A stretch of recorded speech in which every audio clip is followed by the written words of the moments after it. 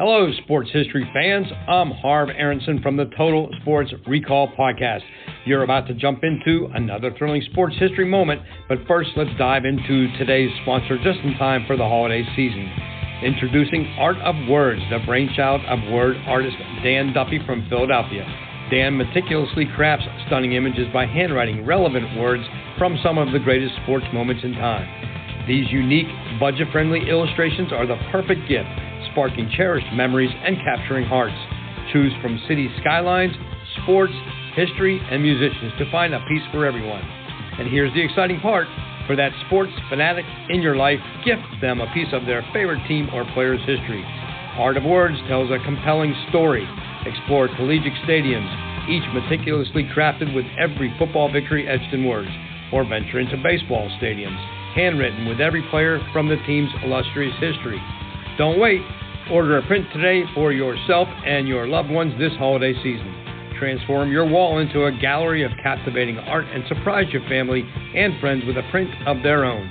Use code SHN15 at artofwords.com for a 15% discount on your order in November and December. Visit Art of Words, where words magically transform into stunning art, evoking cherished memories and touching the hearts of those you care about. Again, use the code SHN15 for a 15% off at artofwords.com. Blog Talk Radio.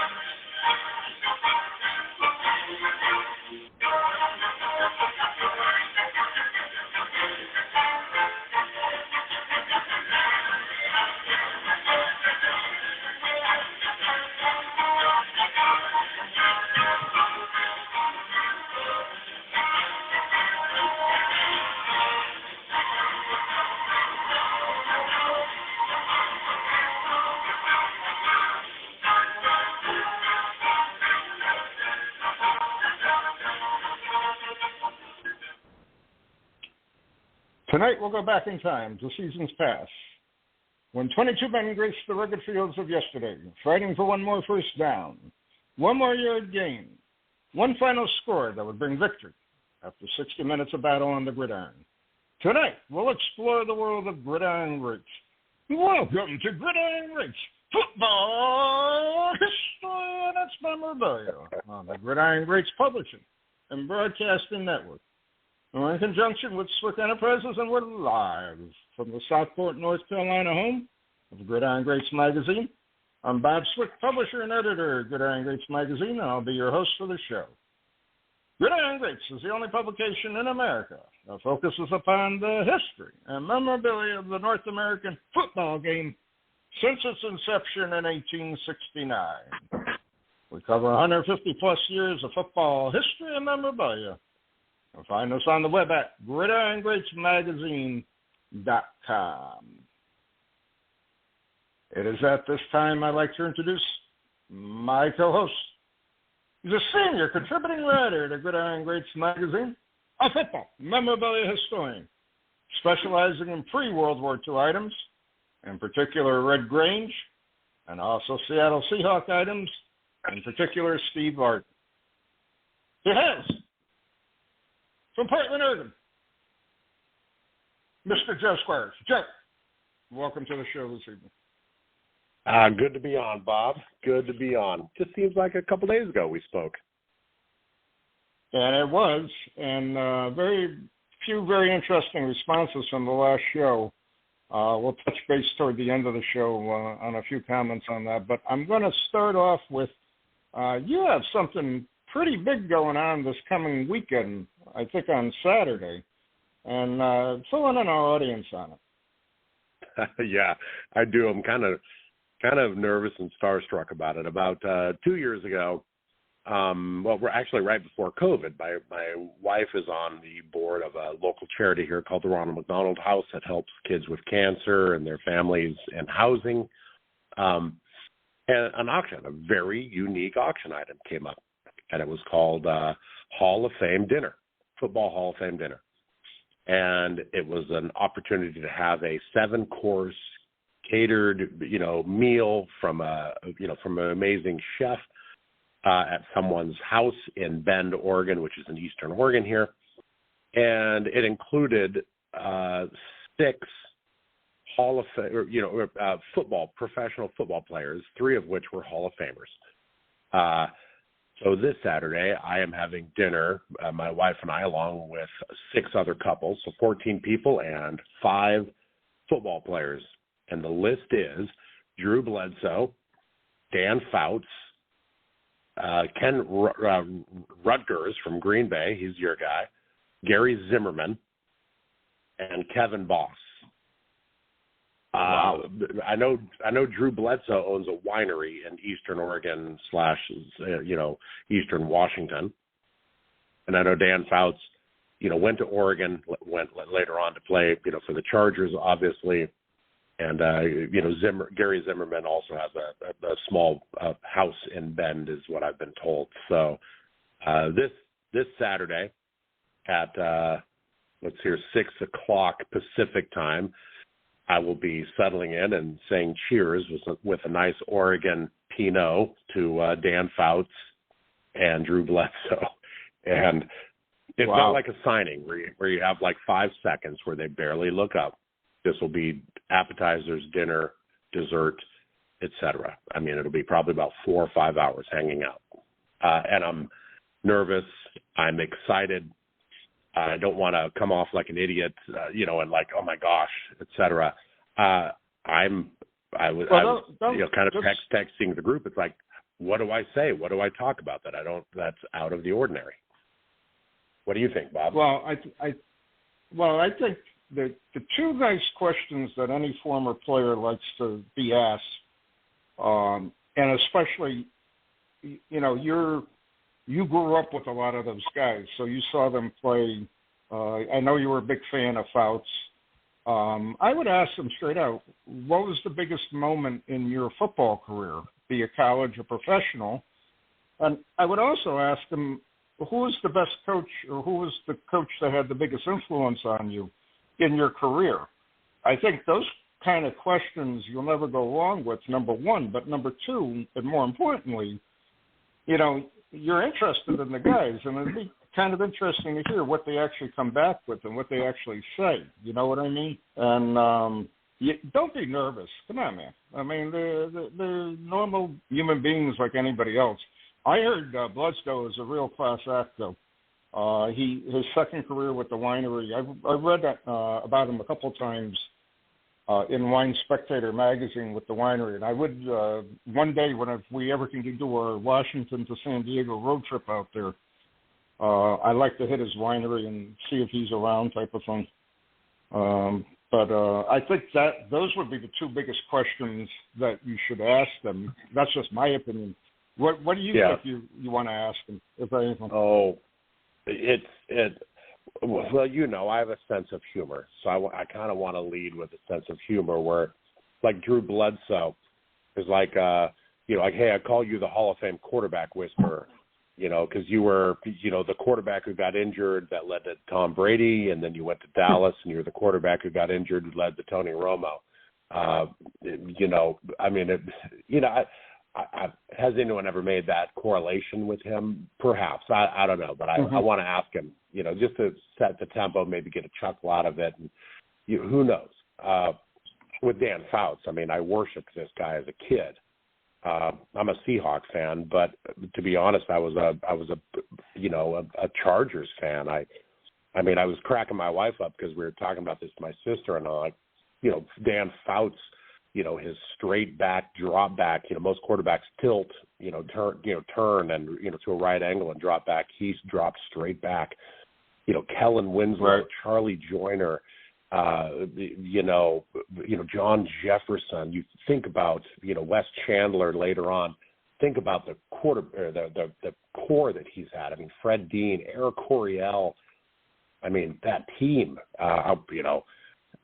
just I mean, I'm getting goosebumps talking about it. I just want to, kind of explain to him what a huge fan I was. Just, back in that day before all the quarterback protections, and right, a 300-yard game was an average day at the office for Fouts. Oh, but I think Fouts to me, Fouts is the most interesting of all the players for the simple reason. He's got a lot of history behind him, number one. But number two, he played in a slightly different era than the other guys. You know what I mean? Yeah. So he played, like you're saying, he didn't have the protection like today where, a flag drops up somebody sneezes on a quarterback or whatever. If they look at Brady the wrong way, they get pass interference type of thing. I mean, roughing the passer. So that's going to be an interesting perspective that he would talk about. I'm wondering, though, also if these guys got, prepared or they have, for lack of a better term, a script they follow as far as what they talk about, so on and so forth. And are they all going to just want to talk about football? I know Bloodstow will probably want to talk about his vineyard and his wines a lot. But I'm sure, obviously they got to talk about football. You know what I'm saying? So good point. That is great. That is cool. Fouts spent just as much time in the broadcaster booth too. I mean, that's kind of an interesting topic as well. I don't know. Yeah, I'm excited. Oh, I would be. I would be. I mean, that's phenomenal to even think about. Sitting down with these guys, two of the biggest things that Brenda and I enjoy: eating out and good wine. And you got that, and then throw in the football element. You couldn't ask for anything more. Good grief. Throwing some football guys. Oh, that's great. Yeah, I don't know. That is so great. It's pretty cool. I mean, and what's weird is, I know Fouts the best and Bledsoe second. I've never even heard of Ken, Rutgers with Green Bay Packers. I mean, have you? Oh yeah, I mean he was a good player for the Pack. He was a grinded out type of guy. And who are the other two guys? Zimmerman.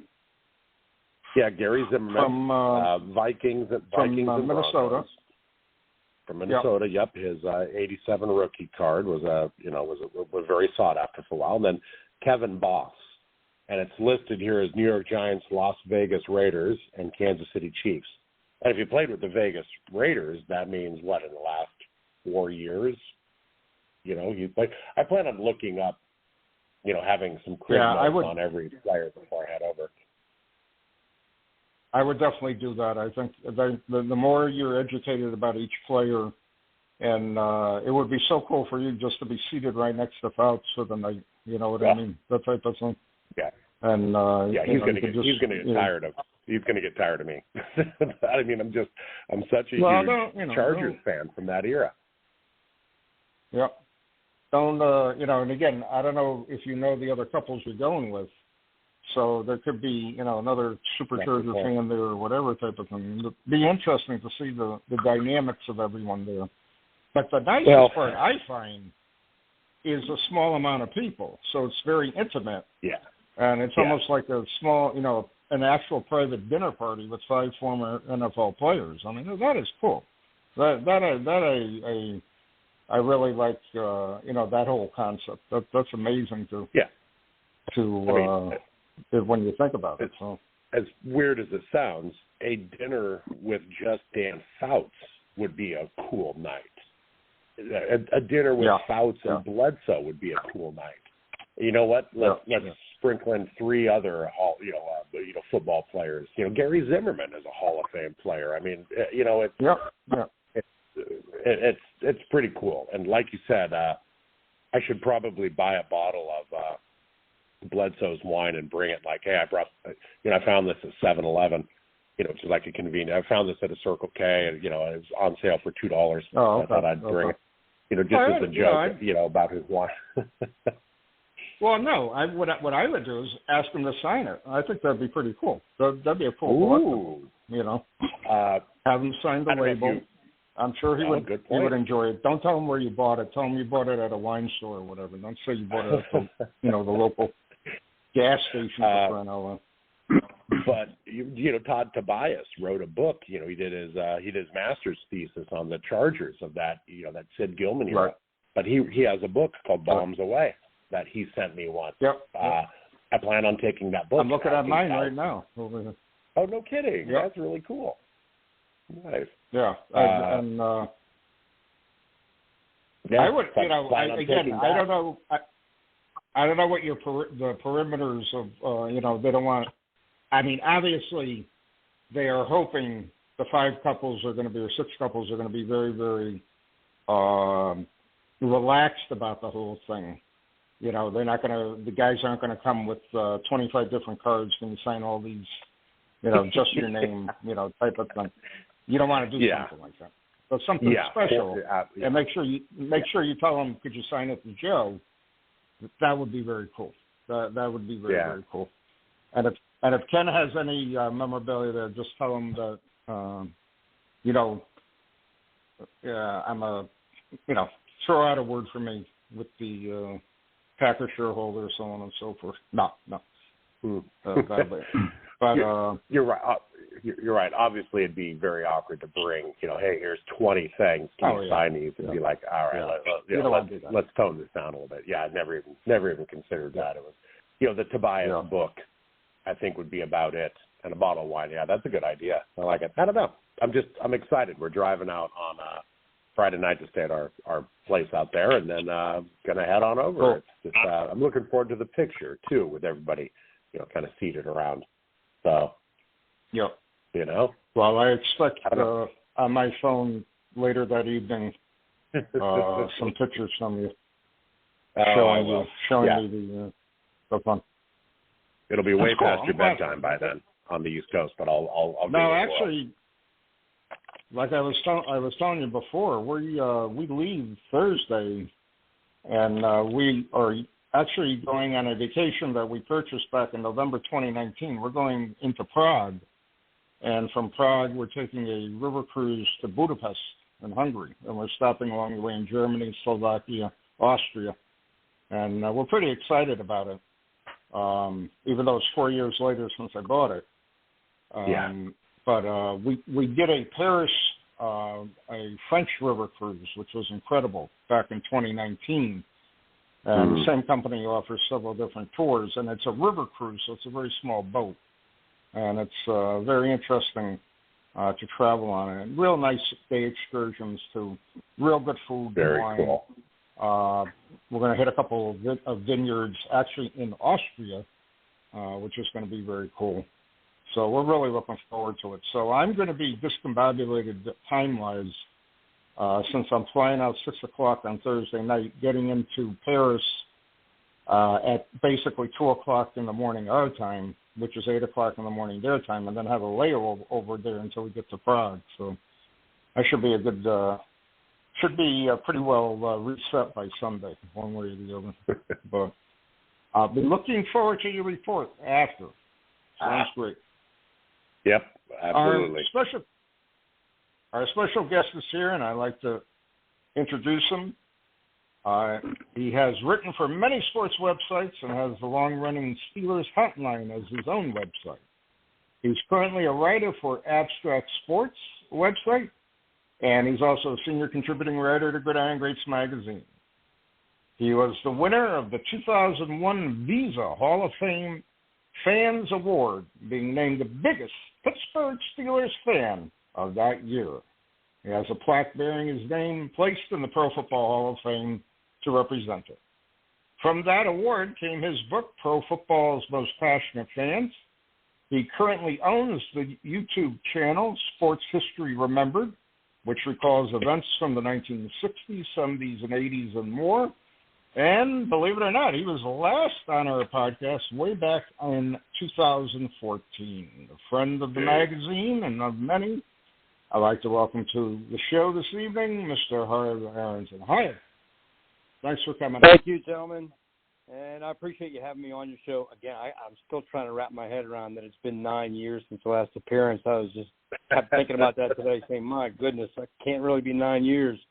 But I'm glad you I feel really old. I'm feeling more and more old when I'm going back this many years, I was like, holy mackerel.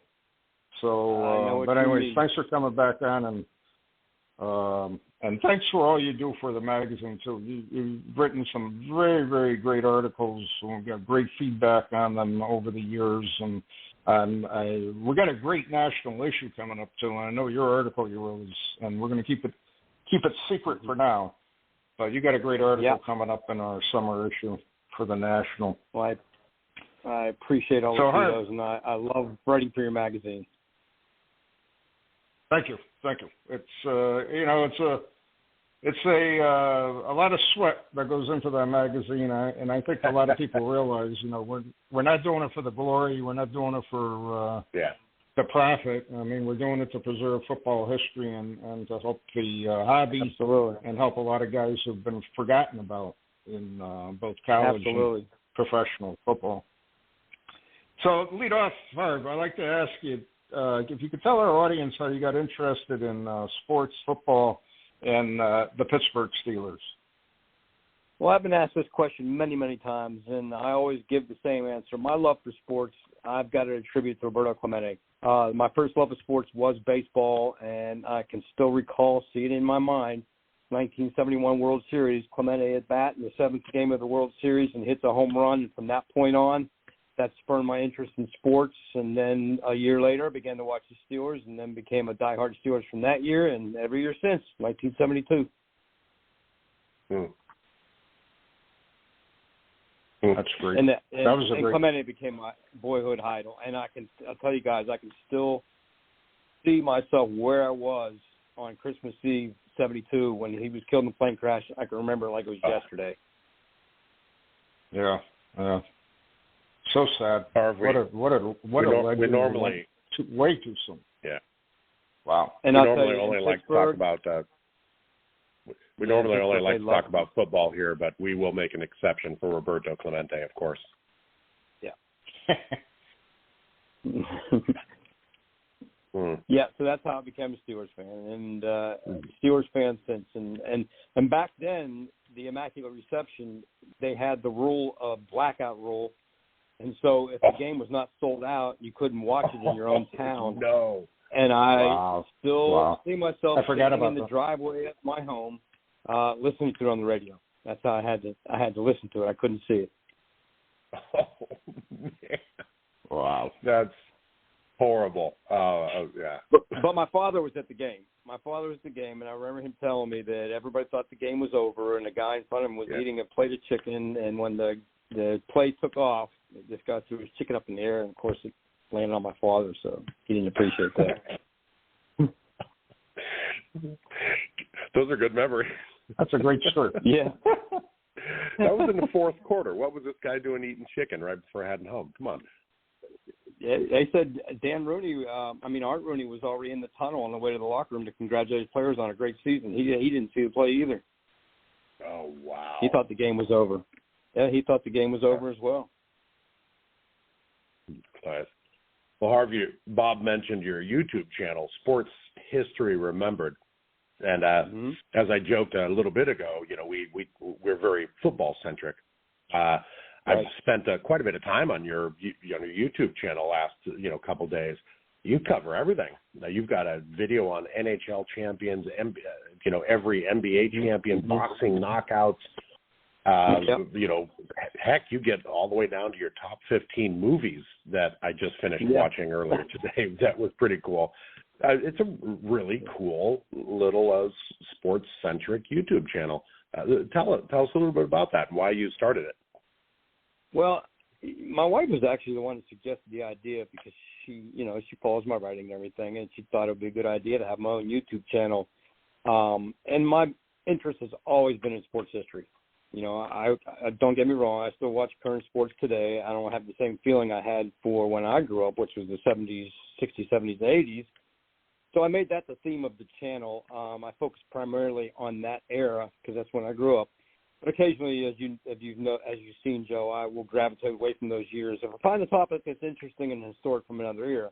Because I love football, love it to death, but I'm an all-around sports fan. I've followed all different sports throughout my whole life. Boxing was still kind of a big sport for me to watch, but I'm more focused now on MMA. I really fall in love with that sport. But, you know, I still follow baseball, hockey. I like golf even. I like watching golf when Tiger Woods is playing. So I'll cover any sport, you know, as long as there's an interesting idea for it. And so the YouTube channel just channels to my interest in history, sports history. I love sports history, and I thrive on that. And so, you know, I don't want to do anything current. I'd rather prefer to focus on sports history because there is so much rich history, as you guys know. Yeah. So it looks like your first video was a welcome video from 3 months ago. So, I mean, you just started it about 3 months ago? Yep. Yeah. I'm up to, actually, you know, I was warned it's going to take a while for the channel to grow. But I've got 17 subscribers now, and I started out with maybe 2 or 3 the first couple of weeks. So it is starting to grow, which is really nice. And I'm not worried about the size, you know, because just like my writing, I just enjoy doing it. And so it's not going to matter so much as the audience. It's me having the hobby I like, which is writing and speaking. That was my original goal, actually, coming out of college, was to be a sports broadcaster. Obviously, that didn't work out, but, you know, writing I will continue to do forever. That's cool. Well, good. I might want to check those numbers because I joined yesterday. And I've spent most of the day, you know, watching videos on your channel. It's really cool. Guys, I mean, I appreciate that. I love your shout out. Love your shout out to the Rocky 2 and 3 movies. You know, when you edited it together, your Raging Bull, one of your top movies. It was fun to watch. Yeah, and I mean, I said I was a big boxing fan, so Rocky is absolutely my number one movie. Those are my favorites of all time for sure. Well, you know, it's well interesting. Done. It was really cool. It's interesting today. You know, I'm not big on the MMA or the FA for the fighting. I'm still more of a pure boxing purist, for lack of a better way of explaining it. And but I hear more and more guys say they like the MMA, they like the FA. As far as, you know, that type of boxing and martial arts mix, so on and so forth. So I find that interesting because, again, in sports history, we're more focused on classic boxing. I don't think there's really a lot of classic boxing that takes place anymore. If there's a match out there, so on and so forth, I think it's pretty watered down one way or the other. And you're not really seeing good fights like you saw, you know, Ali, Liston Foreman, Spinks, all those guys. You're not just seeing that anymore. And I think a lot of them have switched over to the other type of fighting, which, again, it's just not appealing to me. And, again, you know, since I'm a grumpy old man now, it just, like I said, doesn't do anything for me. But it's interesting. A lot of guys, especially younger guys, really love it. It's amazing to me. Well, if you could bring back the 60s, 70s, and even some of the 80s in boxing, I would absolutely be watching that because growing up in that era, there were so many great fighters. Yeah. I used to be able to tell you who was who, and now I can hardly name 1 or 2 boxers that are fighting. Right. Same here. Definitely same here. Totally. Tell us, Harv, about Abstract Sports, and I know you write for them. Give us some background on that. Okay, well, I discovered this sports website, Abstract Sports, and then I connected with the owner. His name is Kyle Richards. And I asked him if I could write for him, and he welcomed me aboard, and I became a regular contributor for them. So Abstract Sports covers all sports, an array of sports topics. And so when I have a good idea for a story on any sport, he'll post it for me. So that site is kind of cool because it opens up the avenues for any topic I want to cover, and he'll publish anything I write. So I kind of use that one to talk about other topics outside of the 60s, 70s, and 80s. And then what he'll do sometimes, too, is he'll take one of my stories that has a video attached to it on my channel and embed that video within the story on his site, which is really cool. Because this way now somebody can read the article but also watch the video. I think he did that one with the John Elway draft that I did, the special on the 83 draft. a week or two ago. It was on This Day in Sports. Every Wednesday I do a video on This Day in Sports, and I'll look for an event that took place hopefully in the 60s, 70s, 80s that I can focus on, and then I'll do a video surrounding that one. So that day that John Elway was drafted, that was Celebrate this year, I did a little video on John Elway being drafted and the whole story behind that and how he didn't want to play for Baltimore and that whole fiasco that happened. And so he published a story on that in his site and as well put the video in that I had done for that. Yeah, it's a cool website, and I know they I'm pretty sure I follow them, and they follow me on the Gridiron Mag Twitter account we have, and very, very interesting articles there. And how long have you been writing for them? Oh my gosh, I'd say it's been a while now. 4 years, about 4 years, maybe even longer. Not sure. It's been a while. Okay. That's really cool. Yeah. I was really impressed.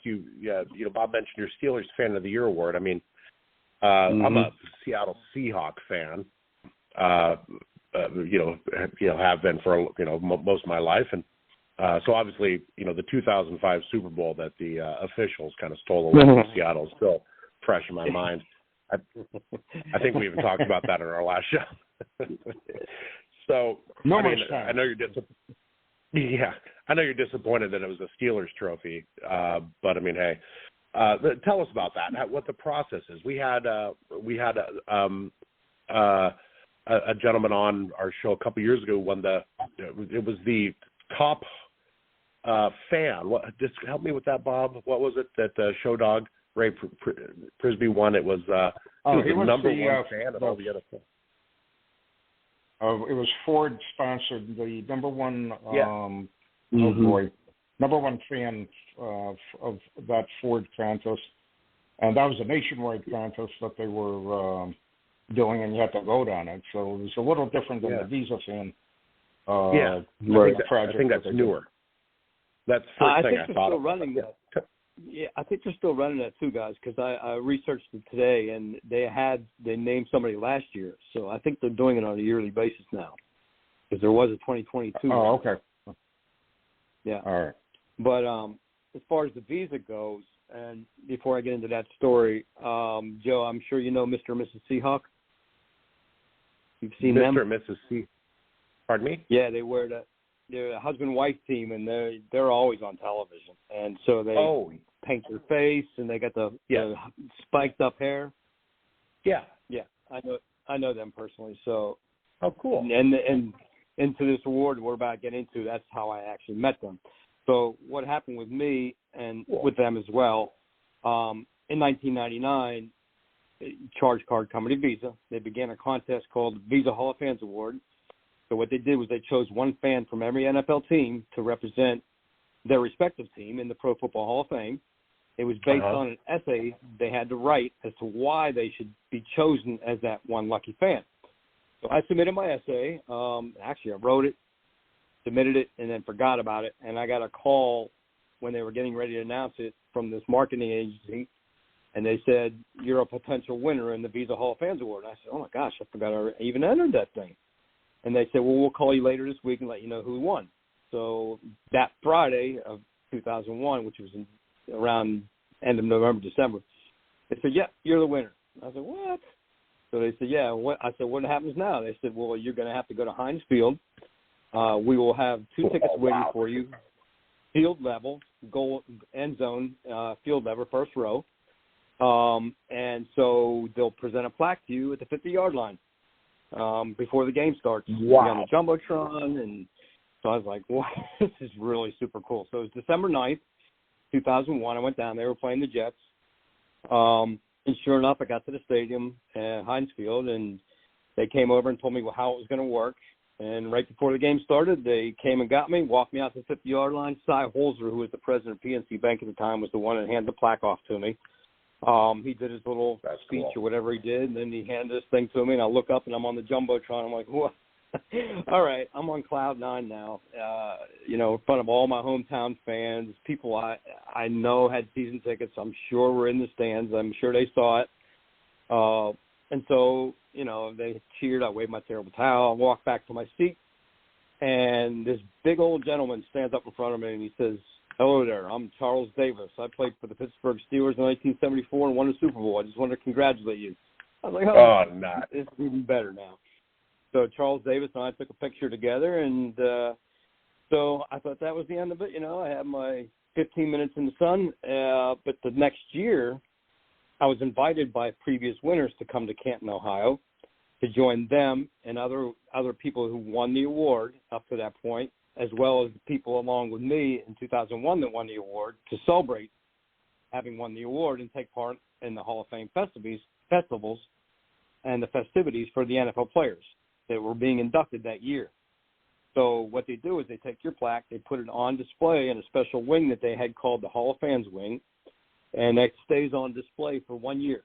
And then the next winners will get theirs put up, and ours, just goes away. But they actually have a Hall of Fame Day parade that takes place on that Saturday at the Hall of Fame. So all these fans were on a float in the parade, so I got to take part in the float, which is really neat. But the part about it was meeting the other fans. So this award ran until 2005, but the whole neat part about the process was meeting the other fans. Some of them are famous in their own right, and I know you'll know the names, but one of the first guys I met was John Big Dog Thompson from the Browns. And, I knew who he was for years. You see him in the end zone all the time with his dog on his mask and everything. I'm like, I'm staying in front of that guy.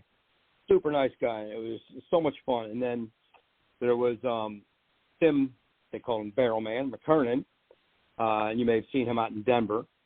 So I got to meet Tim. Unfortunately and sadly, he passed away a few years after I met him. But at least I got the opportunity to meet him because he's just really, really down-to-earth guy. But I asked him, I said, "So what's with the barrel?" He said he took a bet from a friend that they dared him to go into Mile High Stadium wearing a barrel, a pair of boots, and a cowboy hat, and nothing else. So he took the challenge, painted up this barrel with the Denver Broncos orange barrel, and went in there, and he was such a hit that the Denver Broncos asked him to come back every game, and you have a season ticket. You can come in every game just as long as you're wearing the barrel, the boots, and the hat. And he became very famous after that. So this is a big social thing. You got to meet the other, the other, top fans from the other teams, and in kind of a gathering, kind of a Highlander-esque gathering, at the Hall of Fame. And then they had your plaque up, and for a year, and then next year's winner, gets their plaque, and then they give you your plaque. Correct? Well, I don't know what happened to the plaque that was in the hall, because they give you one at Heinz Field and you keep that, or I kept that one. What became of the one in the Hall of Fame, I have no idea. But that was the best part, though, meeting all these other fans, because you see these games where opposing fans are fighting and they're fisticuffs and they're arguing and screaming. These people, all we did was hang out, party together, and just had a great time. No arguments, just having fun and talking football. It was awesome. And there's so many fans. I felt intimidated because some of these fans are so famous, and I was like little old me hanging out with Barrel Man and Big Dog and Big Nasty from the Tampa Bay Buccaneers. You may have seen him on television with a big horn on his helmet. Was up there, and there was a guy named Birdman from Philadelphia. Hung out with him, so it was really neat to be in that kind of crowd. Was the fireman from the Jets there? I forgot. He did not come. Do you remember? Well, actually, I think he did come to one ceremony. Now, we're going to talk about the book here in a few minutes, but he was in my book, Fireman Ed. Right. And yeah, I believe he might have been in one. I only went to 2 reunions, but I think he may have been at one of them, if I remember correctly. Okay. All right. Yeah, because I met him at one of the I was at a Jets Packers game, and he had set up shop call it set up shop. He was in the parking lot after, and I went up and I was talking to him. I had my Bart Starr jersey on it. He was cool about the whole thing. I mean, I really got him busted on me, trying to walk back to the car when we were going back. But he was really nice to me, and I had talked to him about a few things. But he was cool. He was cool to talk to. Where's your 2001 Visa Hall of Fame fan award now? I mean, they gave it back to you when the new person was brought in. I would. Yeah, well, the one that stays at the hall, whatever the hall did with it, I'm not sure. Oh, Mine, gotcha. of course, is stored away here. But I know when they ended it in 2005, there was a lot of fans disappointed that they were ending it, and they took away the Hall of Fans wing, so it no longer exists. And there was a rally to try to get them to keep it, because obviously without fans you don't have a game. I mean, as simple as that. And I think the fans, this was a great thing because the fans should be honored. I mean, they're a big makeup of any sport, especially. Exactly. That's for sure. I wonder if you contacted the Hall of Fame and just asked them, is your plaque still there? You like to buy it from them or whatever? I mean, I don't know. It's fine. I can almost guarantee you it's in a storage room somewhere in Canton or a storage facility. Here's the other thing.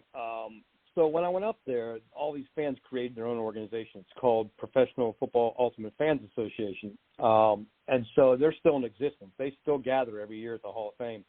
But what had happened was when Visa dropped the ball and said, we're not going to do it anymore, they took it upon themselves to go out and seek their own number one fan for the year. So they're doing their own thing now still. And we're about to talk about the book, but when I brought up the idea of the book, they wanted nothing to do with it because it wasn't going to include any of their fans. My book, which we're going to talk about here in a minute, was only about the people that won it from the time that they ran it to the time they ended it. Wow. That's amazing. So when you take all your writing together and you look at this Fan of the Year award and your book from it, do you have any stories of people that you may have interviewed over the years from any of your articles or your books that you could share with with our audience as far as that really stood out? That really, as a writer, I know when I hit upon somebody and it's just a golden interview, or if it's a golden collection I'm looking at, or the perfect collection type of thing. It just blows my mind that I'm talking to them. You know what I mean? So have you had any of the experiences with that over the years?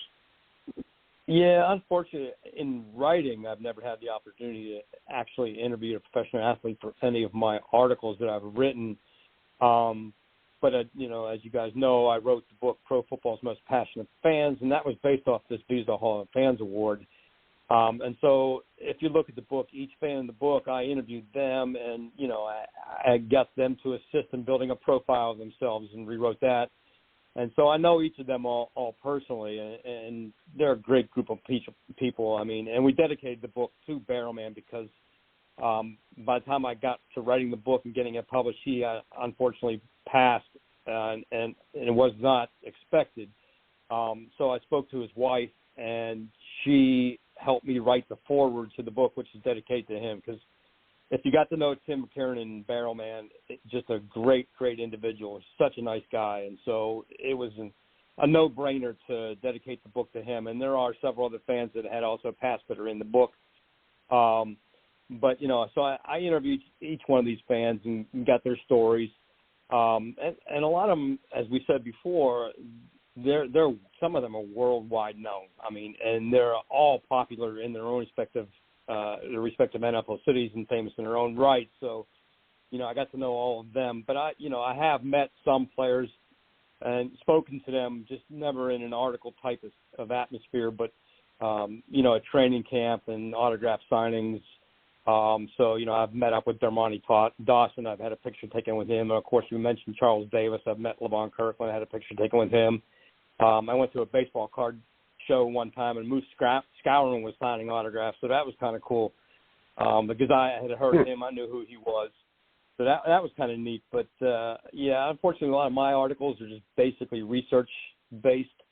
but I would love to have an opportunity to interview somebody at some point, and maybe that will happen. Harv, I was talking about your YouTube video that I frequented over the weekend and today. Tell our viewers how where people can find that, and you have a book that came out. Where can we find that? Okay, so Pro Football's Most Passionate Fans. Now I've lost touch with the organization, but initially, and I was trying to check today to see if it's still selling and all, but initially we were, and it says it on the book, we were dedicating any proceeds to a cancer foundation for kids. But over the years, it's been so long, we just lost touch with that. And the company that published the book didn't really keep up with me on sales. So I don't know how well it's doing, but it is available still. I mean, it's still out there. I was looking at it today, and it's on 1 million sites. I couldn't believe how many sites I was finding my book on. I was like, how does it even end up on these other sites? Some were in overseas in a foreign language. I was like, wow, that's weird. But primarily it's on Amazon.com, and you can go to Barnes & Noble. If you just Google it and then go to shopping or something like that, you'll find it. So it's still out there. As far as the channel goes, of course, we talked about how it got created. If you go to YouTube and you just type in sports history, remember it's going to come up as the only one. So, yeah, it's out there, and it's the only one named that. It's an easy find. And at first when I started creating the channel, I was saying to myself, well, how am I going to come up with enough topics? Yeah, but it seems like every day I'm coming up with some other thought of what to cover. And I got plenty of ideas that I still want to do. Yeah, you got all the sports to cover. I mean, like I was saying, you've got, NHL champions, NBA champions. I watched not to get off on a tangent here, but one of my favorite videos you did was on the 1974 Steelers draft. And wrote an article once about, the football card, set with the most Hall of Famers in it, and et cetera. And, which draft had the most Hall of Famers and stuff like that. But I loved your point. That 1974 Steelers draft netted 5 Hall of Famers: John Stallworth, Lynn Swann, Jack Lambert, Webster, and Donnie Shell. And I was like, man, that's a good point. How the hell? I mean, 5 Hall of Famers. That just incredible. Talk about good drafting. Yeah, and the crazy part is Lynn Swann was the only first rounder. That's the knack the Steelers have, is that they find talent even in deeper rounds. I mean, you look at throughout the history of those 70s teams, and a lot of those players came from small schools and were drafted beyond like the 4th, 5th rounds. It's crazy how so many people passed them by. Similar to what Tom Brady went through now. I mean, look how long he lasted. It's crazy. But the Steelers have a knack for finding talent where nobody else sees these guys. Yeah.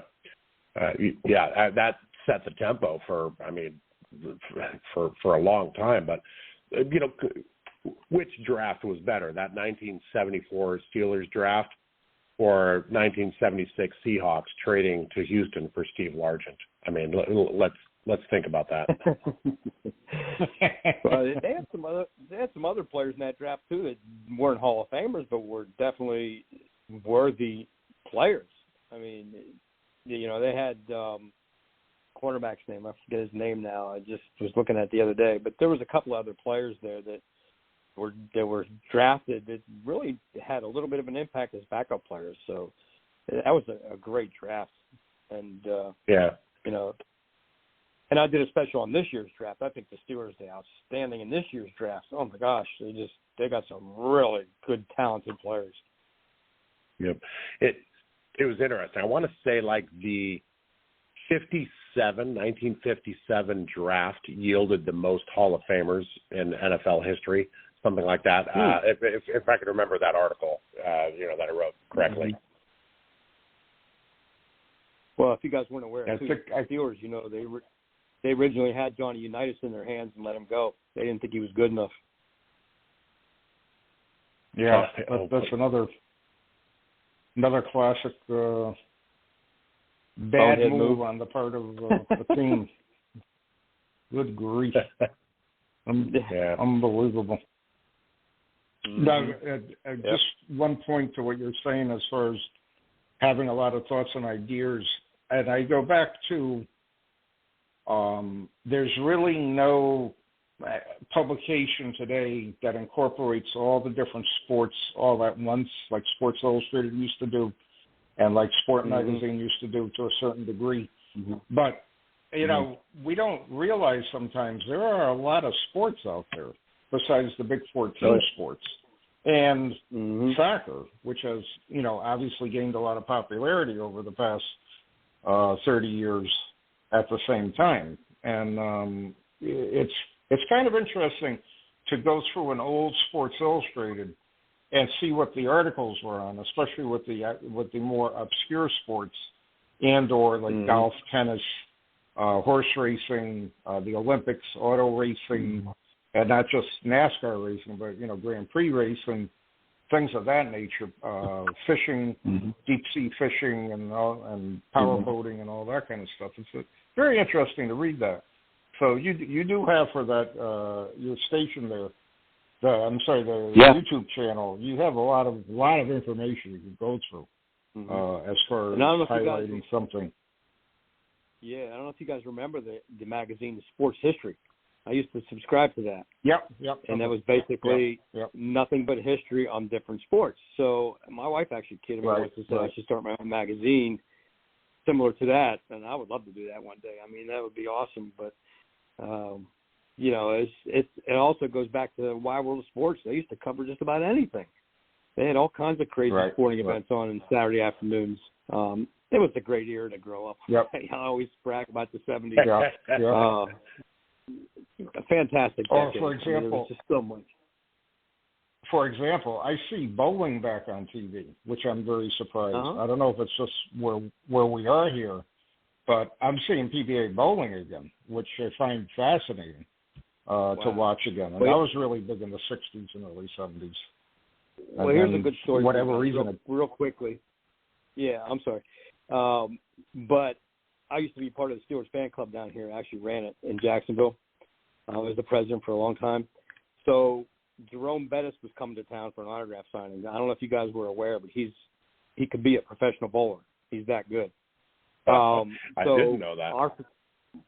Our venue that we had the club at had a bowling alley in it. So we encouraged him to come over, and he agreed to come bowl one game against one of our fans. Of course, he won, but it was just like one frame or something. Then he would sign autographs after that. But he was deciding what fan to pick, and to this day I'm embarrassed, but he picked one of our drunkest fans. I was like, oh, no, please. So he bowled one game against this guy that was already stone drunk, and then he sat down and did autographs. But that was pretty cool. But, yeah, he had an average like 290 or something. I forget what, 280, something like that. He was a very good bowler. Yeah, he's really, really a good bowler. Excellent. And he thought about going pro bowler once, but, of course, he chose football, which is all good for the Steelers. Wow. That's funny. That's cool. That's cool. Yeah, how did the drunk fan do? What was the final score? Well, when he wasn't tripping over on his own feet, it was embarrassing. I was like, oh, please, not this guy. But it was very quick. I mean, it was just one frame. And then he sat down and did autographs, and basically he only signed for about 10 minutes, too, which was kind of a disappointment. So he was rushed out of there. But at least I got to meet him, and you know, and got his autograph. So it was kind of cool. Maybe Jerome picked that guy, you know, so he could be guaranteed to win. Yeah, probably. But no, Bettis was an outstanding bowler, though, for sure. Yeah. You mentioned your draft this. Oh, sorry. You mentioned your draft this year, the Steelers draft. What was it in particular? I kind of followed the Seahawks draft and a little bit of the Kansas City Chiefs, but what was the Steelers draft that you're really happy with? Well, the first round pick, that kid out of Georgia playing offensive line, is going to be a huge plus. I mean, he's going to give us some really good protection on the line, and that should help Kenny Pickett out. And then the second round, they picked Joey Porter's son, which is going to be really cool. He's going to be highly popular in Pittsburgh, I'm sure. And he's a defensive back, and he's supposed to be pretty good. He's out of Penn State, and we need help in the secondary. So hopefully he's the real deal. Then they got a couple of wide receivers, some good linebackers. It was just overall they covered all bases. I think they're going to come back strong. And the cool thing about it is they were in such a threat last year to end Mike Tomlin's streak of winning seasons. I really thought when they were 3-7, this is going to be it. This is going to be his first losing season ever. And they turned it around and ended up with 9-8 record. But I think that was it. That was as close as he's going to come, because I think this year's team is going to be way better than last year's. Good deal. I like it. It'll be interesting to see what happens. Wow. All right, any final thoughts? We're getting close to our end of our show here. Yeah. Other than that, I just want to take the opportunity to thank you guys for having me on your show once again and being able to chat with you, Joe. And it's always a pleasure. I must really say thank you. I do really enjoy writing for Gridiron Greats. And, Bob, I hope you never let me go, man, because I'll keep writing for you as long as you want me to. It's a fantastic magazine, and it's an honor that you've given me the opportunity to write for you on many football topics. And anything you request, I will always comply with you. Whatever you want written, I'll do it. I look forward to writing the next article. I know we have one in the hopper, so that's going to be coming. But after that, I'll be ready for the next one and perhaps join you again one day on the show again. I'd love to be back on if you want me on. Oh, that's cool. Sounds great. And I appreciate everything you do for the magazine, Harv. It is definitely appreciated. And we get a lot of nice compliments of your articles. And we do have a lot of Steeler fans that read the magazine, too. So that also adds to what you're writing and makes it, people look forward to it. People want to read about their favorite team. Unfortunately, I can't write 32 different articles on 32 different teams, but we're pretty steady as far as what we know our audience likes and what they really look forward to. So, Harv, I appreciate it. Bob, I don't always have to stick to the Steelers. Bob, you can, if you need something else aside from the Steelers, just ask away, man. I'll do it. It doesn't have to be Steelers. I appreciate it, and I know I can count on you. So I'll see what obscure topic I could come up with for the fall issue. No, I'm only kidding. I love a challenge. I love a challenge. All right. Thanks for being on, Harv. I appreciate it. Absolutely. You guys take care of yourselves. Thanks, Harv. Take care. All right, we're winding down. If you're not subscribed to Gridiron Greats Magazine, please check out our website, gridirongreatsmagazine.com. Going into our 2-minute warning, and Joe, I'm going to hand off to you. What'd you pick up on tonight's show? Great guest. Despite being a Steeler fan, still a great guest. I remember, I think I did a Joe quiz when we had Harv on originally that was talking about terrible towel or 12th man fan. I mean, I as I was, reading up on him, I was kind of laughing. I'm like, okay, I remember having Harv on. Yeah, it's cool. His book, the fan book, was really interesting. I know I looked at it real quick again yesterday, reviewing some stuff and remembering. And Harv's written for quite a while for the magazine, so very interesting. He's got a nice style that I know a lot of readers enjoy, and again, he is has literally an encyclopedic knowledge of the Steelers, so it's cool. And he's into all sports, so makes it even more interesting to me, because we sadly become specialists in everything. But I still on occasion enjoy watching another sport or whatever type of thing, and a lot of other people do, even though I am known and do concentrate only on football. Real quick, you probably didn't see any. Did you watch any of the XFL championship game by any chance? I did not. I actually did not. I meant to kind of hunker down. I heard you talking about, or you were talking about one, or I think writing about it on VFC, and I meant to grab a game. I just never got it. Yeah, it was a very, very good game. was well played. I enjoyed the XFL this year. I thought that it was a good brand of football. A lot of guys hungry to play. They want to play. They were doing good. I enjoyed the league. The USFL still doesn't have it for me. They're still too. I don't know what a good term is. Still too. I don't know. It's like a clean product type of thing. It's not overly natural. The play flow just isn't there for me.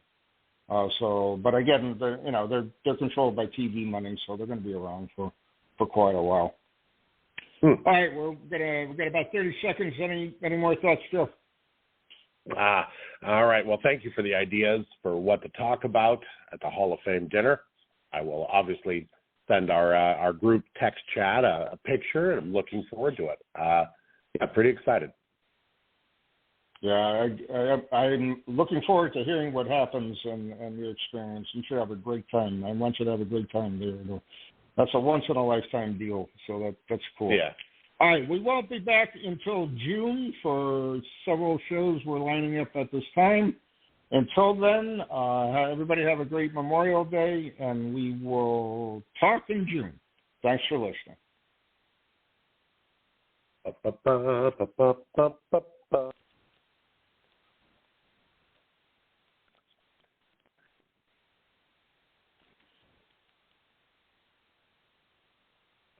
Hey there, sports history fan. This is Arnie Chapman, a.k.a. the Football History Dude, and I wanted to thank you for stopping by to listen to another episode here on the Sports History Network. Our podcasters are passionate about uncovering and sharing sports stories from yesteryear. And if you didn't know it already, we have over 30 shows across the network covering all sorts of sports history topics. In fact, here's a glimpse into one of our awesome podcasts here on the network. Each week, the official Football Learning Academy podcast will take you deep into the history of pro football through interviews with players, coaches, or administrators in the NFL, as well as interviews with Pro Football Hall of Fame selectors, authors, and historians. You'll learn how the game evolved and important moments that shaped the sport into what it is today. And don't miss the Pro Football History Nugget of the Week. Listen to the official Football Learning Academy podcast on the Sports History Network. How about that? I bet you're super hyped to go listen to that new podcast, right? Well, to learn about this show and all the other podcasts on the network, head over to sportshistorynetwork.com/podcast. Again, that's sportshistorynetwork.com/podcast.